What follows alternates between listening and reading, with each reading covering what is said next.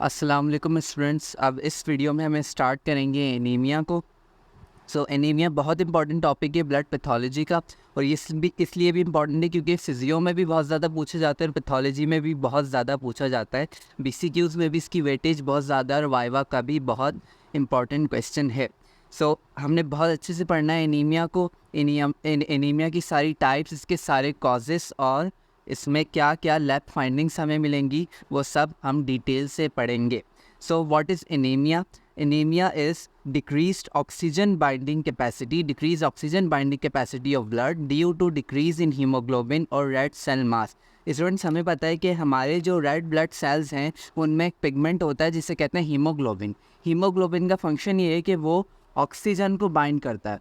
किस तरीके से बाइंड करता है कि हीमोग्लोबिन ऑक्सीजन को बाइंड करता है, लंग से और टिश्यूज़ तक सप्लाई करता है। तो अगर क्या हो कि अगर रेड ब्लड सेल्स हमारे डिक्रीज़ हो जाए या उनमें क्या हो कि हीमोग्लोबिन की कंसंट्रेशन डिक्रीज़ हो जाए, तो उसकी वजह से क्या होगा कि ब्लड की जो ऑक्सीजन बाइंडिंग कैपेसिटी है या ऑक्सीजन सप्लाई करने की कैपेसिटी है वो कम हो जाएगी, और उसकी वजह से टिश्यू में हाइपोक्सिया जनरेट होगा।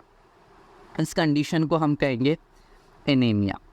अब जब ऑक्सीजन टिश्यूज़ तक नहीं पहुंची तो हाइपोक्सिया होगा। उसकी वजह से जो टिश्यूज़ की एटीपी जनरेशन है, हमारे जो सेल्स हैं वो एटीपी जनरेट करते हैं। एटीपी जनरेट करने के लिए उन्हें ऑक्सीजन चाहिए होती है। ऑक्सीजन यहाँ पे डेफिशिएंट है तो एटीपी कम होगी। उसकी वजह से क्या होगा कि सेल्स फटीग हो जाएंगे, बॉडी फटीग हो जाएगी और वीकनेस होगी। और यही हमारे पास एनीमिया का मोस्ट इम्पॉर्टेंट सिम्टम्स हैं कि उसमें वीकनेस होती है, फटीग होती है, और उसके अलावा हेडेक भी हो सकता है। और इसमें साइंस हमें क्या मिलेंगे कि जो कंजक्टाइवा होगी वो पैलर होगी, स्किन पैलर होगी, और जो टंग है वो भी पैलर होगी।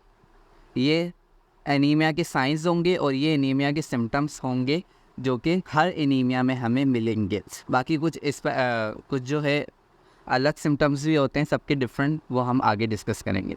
ओके स्टूडेंट्स, अब जो एनीमिया है उसकी क्लासिफिकेशन हमारे पास काफ़ी तरह से हो सकती है, लेकिन जो मोस्ट इंपॉर्टेंट क्लासिफिकेशन है वो है on the basis of MCV. MCV की बेसिस पर हम एनीमिया को क्लासीफाई करते हैं। एमसीवी क्या है? Mean corpuscular volume. ये जो हमारे आरबीसी का एवरेज वॉल्यूम होता है उसे कहते हैं एमसीवी, और ये इसकी जो नॉर्मल रेंज है वो 80 to 100 फेम्टोलीटर से। अब एमसीवी की बेस पे 3 तरह के एनीमिया हो सकते हैं। माइक्रोसिटिक एनीमिया होता है, मैक्रोसिटिक एनीमिया होता है, और नॉर्मोसिटिक एनीमिया होता है।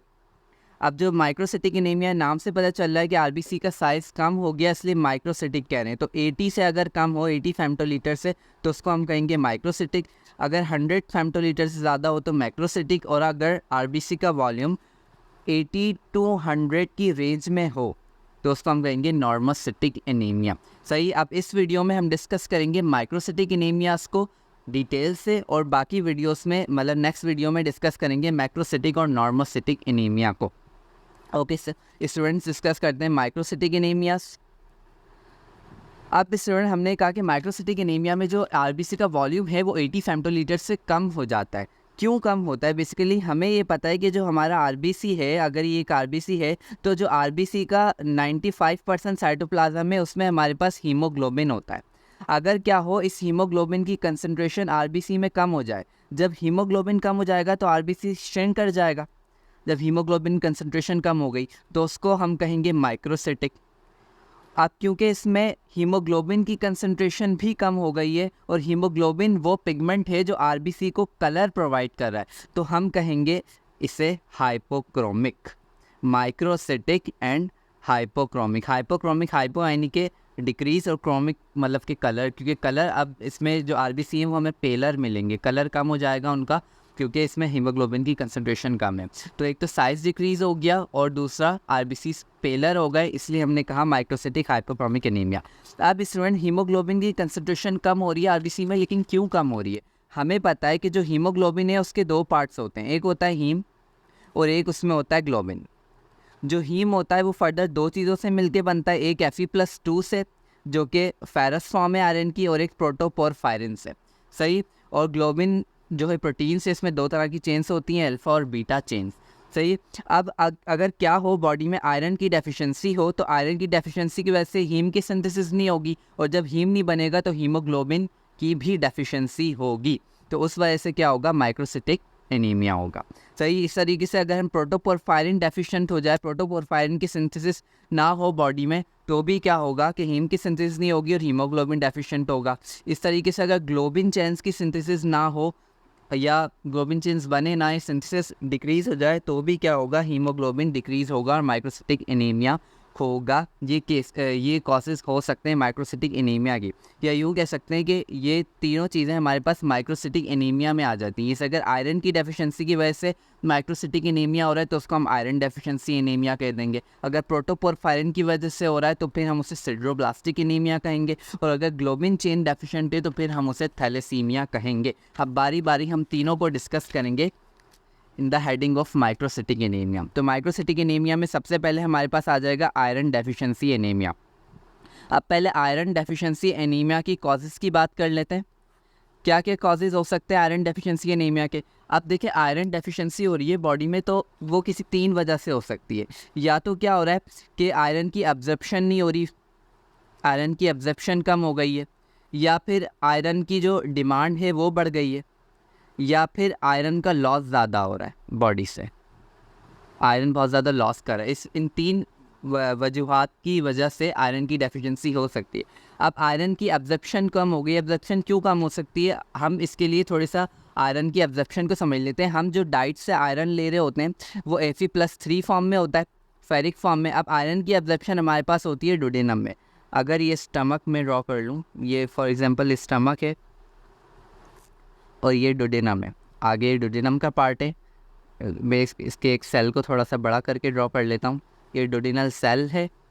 सही है। अब हमने जो आयरन लिया वो Fe+3 फॉर्म में आया बॉडी में। अब इसने ऑब्जर्व होना है डुडेनल सेल्स में, ये डुडेनल सेल है। अब क्या होगा कि Fe+3 फॉर्म में आयरन ऑब्जर्व नहीं हो सकता, तो यहाँ पर क्या होता है, डुडेनल सेल में एक एंजाइम होता है जिसे कहते हैं डुडेनल साइटोक्रोम बी। वो क्या करता है, डुडेनल साइटोक्रोम बी इस Fe+3 फॉर्म को कन्वर्ट कर देता है Fe+2 फॉर्म में, यानी फेरिक फॉर्म को कन्वर्ट कर देगा फेरस फॉर्म में। अब ये फेरस फॉर्म जो है Fe+2 फॉर्म, ये ट्रांसपोर्ट होती है ईजिली, ये सेल के अंदर एंटर कर सकती है, ऑब्जर्व हो सकती है सेल के अंदर। अब ये Fe+2 आयरन क्या करेगा, सेल के अंदर अब रेडियली ऑब्जर्वेबल है तो सेल के अंदर चला जाएगा, और जिस प्रोटीन के थ्रू जाएगा, इस चैनल को या इस प्रोटीन को हम कहते हैं divalent metal transporter 1, divalent metal transporter 1।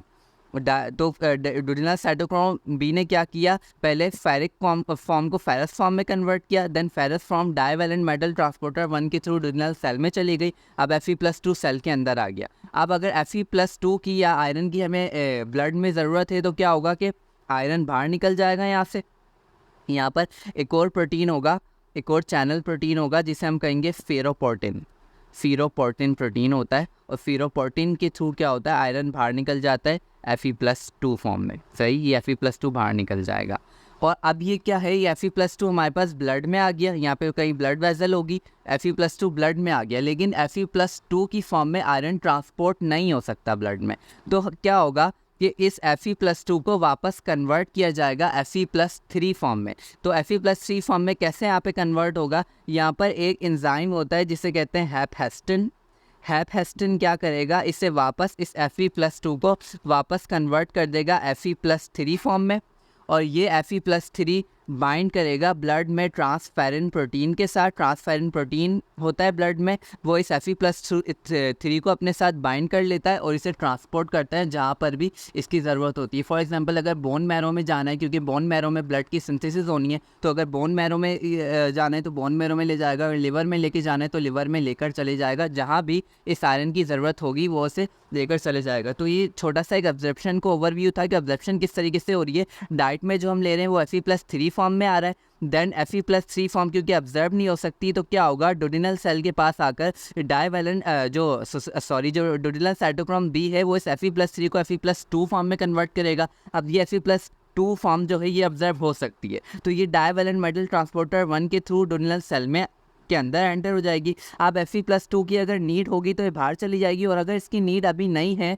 अभी सफिशिएंट आयरन ब्लड में प्रेजेंट है, तो ये Fe+2 क्या करता है, एपोफेरेटिन प्रोटीन के साथ बाइंड करता है और फेरेटिन की फॉर्म में जो है स्टोर हो जाता है। एपोफेरेटिन प्रोटीन होता है, ये Fe+2 इसके साथ बाइंड करके फेरेटिन की फॉर्म में स्टोर हो जाता है। ये स्टोरेज फॉर्म है फेरेटिन जो आयरन की। लेकिन अगर इसकी ज़रूरत है ब्लड में तो ये Fe+2 क्या करेगा, फीरोपोर्टिन के थ्रू बाहर जाएगा। और लेकिन अब Fe+2 की फॉर्म में क्योंकि ट्रांसपोर्ट नहीं हो सकता तो हैपेस्टिन इस Fe+2 को वापस Fe+3 फॉर्म में कन्वर्ट करेगा। देन ये Fe+3 ट्रांसफेरिन के साथ बाइंड कर जहाँ इसकी नीड होगी वहाँ ये सप्लाई हो जाएगा। सो इस तरीके से हमारे पास आयरन की एब्जॉर्प्शन होती है। अब क्या हो स्टूडेंट्स कि अगर ये आयरन की एब्जॉर्प्शन हमारे पास इंटरप्ट हो किसी वजह से, क्या वजह हो सकती है, एनसाइक्लोस्टोमा ड्यूडेनेली का इन्फेक्शन हो जाए। एनसाइक्लोस्टोमा ड्यूडेनेली एक पैरासाइट है जो कि डोडेनम में रहता है और डोडेनम में इन्फेक्शन करता है। तो अगर एनसाइक्लोस्टोमा ड्यूडेनेली का किसी को इन्फेक्शन हो तो उसकी वजह से क्या होगा कि डोडेनम में इन्फेक्शन होने की वजह से जो आयरन है उसकी एब्जॉर्प्शन नहीं होगी, क्योंकि डोडेनम से ही आयरन की एब्जॉर्प्शन हो रही है। तो इस तरीके से एब्जॉर्प्शन जो है वो रुक सकती है या कम हो सकती है। सेकंड क्या कॉज हो सकती है, गैस्ट्रेक्टमी हुई है उसकी वजह से भी आयरन की एब्जॉर्प्शन जो है वो इंटरप्ट हो सकती है।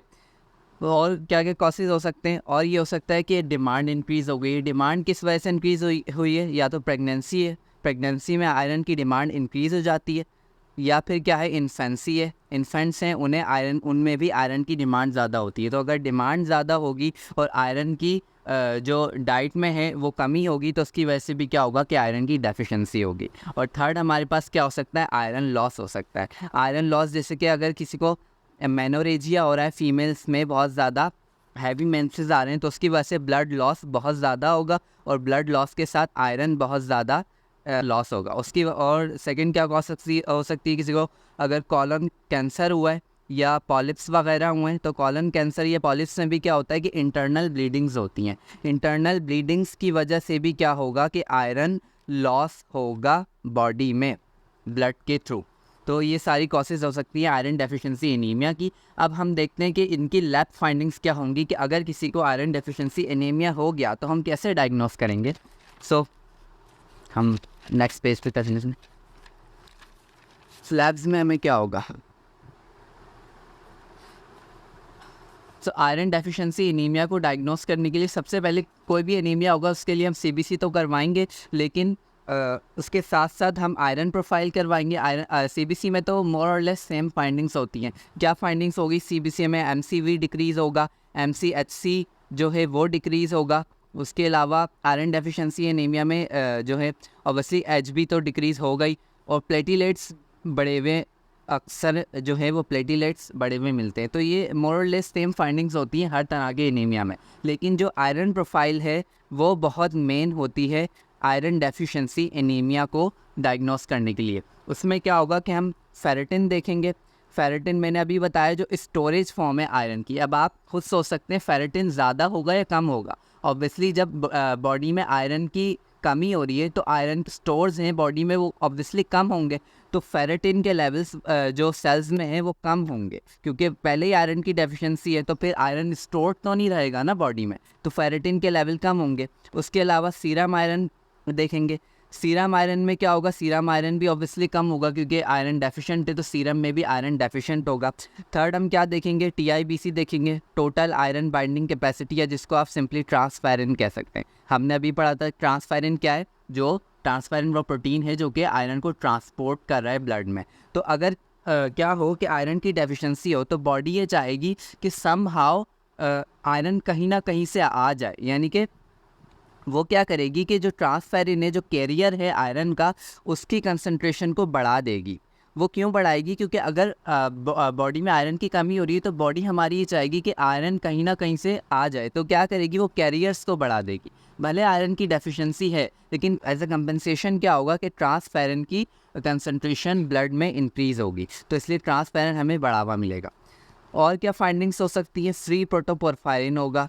फ्री प्रोटोपोरफायरिन क्या होगा, वो इंक्रीज़ होगा। फ्री प्रोटोपोरफायरिन क्यों इंक्रीज़ होगा, क्योंकि हमने अभी पढ़ा है कि जो हमारा हीम है यहाँ पर, कि हीम है वो दो चीज़ों से मिलके बनता है, एक आयरन से और एक प्रोटोपोरफायरिन से। अब स्टूडेंट अगर आयरन डेफिशिएंट है तो प्रोटोपोरफायरिन के साथ कंबाइन करने वाला कोई नहीं है, तो प्रोटोपोरफायरिन फ्री रहेगा, इसलिए फ्री प्रोटोपोरफायरिन ब्लड में ज़्यादा होगा और आयरन की डेफिशिएंसी है। सही, आयरन यानी कि कम होगा, फ्री प्रोटोपोरपायरिन ज़्यादा होगा। उसके अलावा क्या देखेंगे, परसेंटेज सैचुरेशन देखेंगे। परसेंटेज सैचुरेशन क्या होती है, जैसे कि फॉर एग्जांपल जो ट्रांसफेरन है, ट्रांसफेरन बेसिकली क्या कर रहा है कि आयरन को ट्रांसपोर्ट कर रहा है। आप कितने आयरन इस ट्रांसफेरन के साथ बाइंड कर सकते हैं, इसको हम कहते हैं परसेंटेज सैचुरेशन। नॉर्मली ये होती है 30 to 33% नॉर्मल होती है। यानी कि अगर फॉर एग्जांपल अगर 6 आयरन के एटम्स बाइंड कर रहे हैं तो उसमें से कितने बाइंड करते हैं, यूजुअली कोई 2 बाइंड करते हैं। सही है, 2 बाइंड नॉर्मली किए हुए होते हैं, बाकी जो साइड्स हैं वो खाली रहती हैं ट्रांसपेरेंट की। तो इसकी जो नॉर्मल रेंज होती है वो 30 to 33% होती है परसेंटेज सैचुरेशन की। लेकिन आयरन डेफिशिएंसी एनीमिया में क्या होगा कि ये रेंज कम हो जाएगी, क्योंकि ऑब्वियसली आयरन जो है ट्रांसपेरेंट के साथ बाइंड करने के लिए नहीं है। तो जब आयरन ट्रांसपेरेंट के साथ बाइंड नहीं करेगा तो क्या होगा, इसकी परसेंटेज सैचुरेशन कम हो जाएगी। तो परसेंटेज सैचुरेशन हमें डिक्रीज्ड मिलेगी आयरन डेफिशिएंसी एनीमिया में। उसके अलावा स्टूडेंट्स एक और इम्पॉर्टेंट चीज़ है RDW। RDW क्या है, RDW red cell distribution width, red cell distribution width. इसका मतलब ये है कि जो हमारे पास जो रेड ब्लड सेल्स हैं वो सेम साइज़ के नहीं हैं, यानी कि उनका साइज़ डिफरेंट है। अगर RDW हमें ज़्यादा मिल रहा है तो इसका मतलब है कि जो रेड ब्लड सेल्स हैं वो सेम साइज़ के नहीं हैं, यानी कि कुछ थोड़े नॉर्मल साइज़ के हैं, कुछ छोटे साइज़ के हैं, कुछ उससे भी ज़्यादा छोटे साइज़ के। आयरन डेफिशिएंसी एनीमिया में यही होता है कि जो हमारा रेड सेल डिस्ट्रीब्यूशन विड्थ है वो बढ़ा हुआ होता है। वो क्यों होता है, क्योंकि red blood cell same size के नहीं है। अब क्यों सेम साइज़ के नहीं है, बिकॉज जो आयरन डेफिशिएंसी पेशेंट को हो रही है वो फ़ौरन से नहीं होगी, वो ग्रेजुअली होगी। फॉर एग्जांपल अगर किसी को अभी पेशेंट आयरन डेफिशिएंट हुआ है तो अभी जो उसके पास रेड ब्लड सेल्स हैं वो समवॉट नॉर्मल साइज़ के ही होंगे, लेकिन जैसे जैसे टाइम पास होगा तो उसका क्या होगा कि आयरन डेफिशिएंसी बढ़ेगी, तो उसकी वजह से जो रेड ब्लड सेल्स का वॉल्यूम है वो भी डिक्रीज़ होता जाएगा। क्योंकि जो रेड ब्लड सेल्स की हमें पता है कि जो नॉर्मल लाइफ स्पैन है वो 4 मंथ्स है। तो अगर किसी को अभी आयरन डेफिशिएंसी हुई है तो अभी जब आयरन डेफिशिएंसी हुई तब तो जो RBCs थे वो नॉर्मल साइज़ के थे, लेकिन अगर हम 3 मंथ्स बाद उसके RBCs देखेंगे तो 3 मंथ्स लेटर उसको और ज़्यादा आयरन डेफिशिएंसी उसकी बढ़ जाएगी। तो क्या होगा, तब जो RBCs हमें मिल रहे होंगे वो उससे थोड़े छोटे साइज़ के मिल रहे होंगे, और जो पहले वाले नॉर्मल RBCs हैं वो भी अभी तक प्रेजेंट होंगे, क्योंकि उनका लाइफ स्पैन कितना है 4 मंथ्स का। तो इसलिए जब हम उस टाइम पर किसी पेशेंट का CBC करवाएंगे और उसकी हिस्टोलॉजी देखेंगे तो हम ये देखेंगे कि जो उसमें जो RBCs मिल रहे हैं वो सेम साइज़ के नहीं है, वो डिफरेंट साइज़ के हैं। तो इसलिए हम ये कहेंगे कि उसका जो रेड सेल डिस्ट्रीब्यूशन विड्थ है वो बढ़ा हुआ है, क्योंकि जो आयरन डेफिशिएंसी है वो ग्रेजुअली हो रही है।